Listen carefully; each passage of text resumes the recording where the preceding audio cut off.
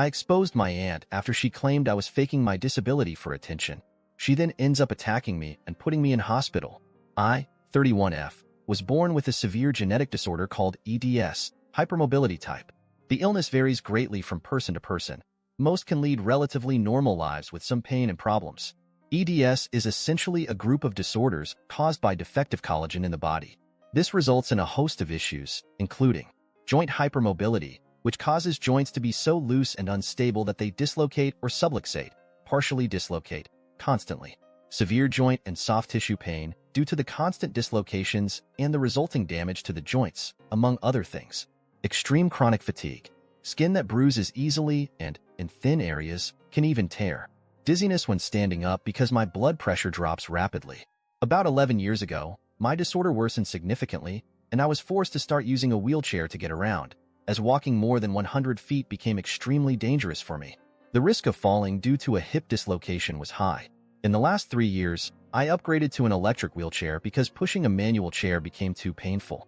For reasons I don't fully understand, my aunt, 54F, has an extreme dislike for disabled people, especially those in wheelchairs who can still move their legs. For 11 years, whenever we were alone, she treated me worse than a dog and insisted that my disorder was completely fake and made up. She claimed I was lying about it because I wanted all the attention focused on me, believing I was jealous of anyone else receiving attention, especially her. I tried to confront her about it and talk things out, but since I was already overwhelmed by my condition, I ended up keeping her comments to myself. Since I'm not confrontational and don't see her often throughout the year, I didn't want to burden anyone with it, especially as I already had to ask for so much help from the people around me, and my parents were exhausted from all the doctor's visits during that time. So, for the past 11 years, I've just ignored every comment she made when we were alone because I had grown accustomed to it. I absolutely didn't care what she thought at this point, and knew she was just being an idiot. That was until things really escalated last week when I went to visit my aunt for our yearly family dinner. She was the one who organized the dinner this year. All was going well until she drank more than usual and became a lot snarkier toward me in front of the family. This caused some family members to call her out and tell her it was inappropriate and uncalled for. She silently fumed, giving me death stares afterward. My parents noticed this and kept an eye on her. Unfortunately, at some point, I went into the kitchen on the other side of the house to take a break from my aunt's stares and take my medication in private. My aunt followed me into the kitchen and closed the door behind her. I knew this wasn't good since she was clearly intoxicated, so I discreetly started recording the incident on my phone. Since the door was closed and we were far from the others, with many people talking loudly in the other room, no one could hear us, even if I screamed. My aunt began asking if I was enjoying being an attention hog and ruining her dinner by humiliating her. I slowly tried to maneuver my wheelchair toward the door while apologizing, telling her that wasn't my intention.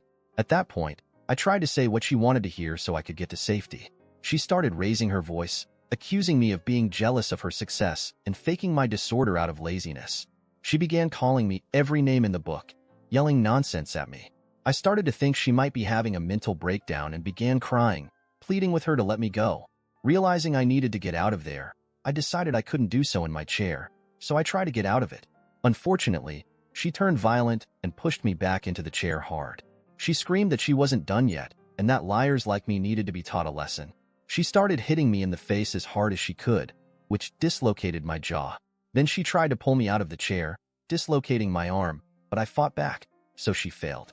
She then somehow managed to push my chair over on its side, causing my foot to get stuck behind the footrest. Luckily, my dad, noticing my absence and that my aunt was also gone, became concerned and began searching for me. My father later told me I let out such a blood-curdling scream that it was audible throughout the entire dining room, prompting him and my mom to sprint toward the sound. At this point, I was starting to lose consciousness from the pain. I remember my dad bursting through the door. From what I was told, my dad body-slammed my aunt, his younger sister, and punched her to make sure she stayed down. My mom screamed for someone to call 911, which my nephew did immediately. My mom then got me free from the wheelchair and tried to recall her first aid training. Meanwhile, my dad pinned my aunt to the floor while my aunt's husband stood there in complete shock, not knowing what to do. The police and ambulance arrived, and they put my aunt in cuffs. She screamed at my dad, asking how he dared to lay hands on a woman, no less his sister. My uncle then tried to defend my aunt, claiming they didn't know what had happened and that I could have tipped over myself after trying to attack her. He insisted his wife would never do something like this and that it had to be provoked. He apparently said much worse things, but my parents won't specify what exactly. I regained consciousness at this point, likely due to receiving some strong pain medication. It's still a blur because the medication left me disoriented. I was taken away by the ambulance while my aunt was taken to jail. At the hospital, I was found to have multiple fractured ribs, a dislocated arm, and a dislocated jaw.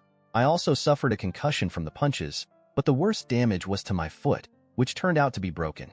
I also have cuts and scrapes everywhere because my skin is so fragile. Fortunately, the injuries weren't severe enough to require surgery, but with my disorder, it will take at least 10 weeks in a cast, followed by physical therapy, although my ankle will likely be permanently damaged. I feel guilty for ruining someone's life. I've gotten multiple voicemails from different numbers with her screaming how I ruined her life and probably their finances after this. My uncle is trying to save his own reputation by sticking to my aunt's side, but that's short-lived since he wants a divorce. A few family members and them are making me doubt if I've done something wrong here, so that's why I'm asking if I'm the a-hole. Edit. Also, for some of the questions, yes, we're getting a restraining order and pressing charges. The thought of her coming after me is too much.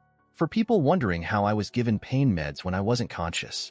As I said, I think I regained it due to pain meds, but I don't remember a lot of what happened due to the pain, but I'll ask my parents when I got the meds. My parents are reluctant to talk about how they found me and what happened because they'd rather have those memories buried instead of haunting me. The footage was handed over to the police and is backed up on multiple platforms. I'm currently thinking I'm going to sue since I have insurance that covers legal costs for me. TLDR. My aunt ended up putting me in hospital and severely injuring me because she thinks I'm faking my genetic disorder to get attention. I recorded the whole attack and put it online after they tried to say I'm lying and I attacked her. Now everyone in our family has gone no contact, even her church. Her husband wants to divorce her, so she's AITA for posting it online and ruining her life.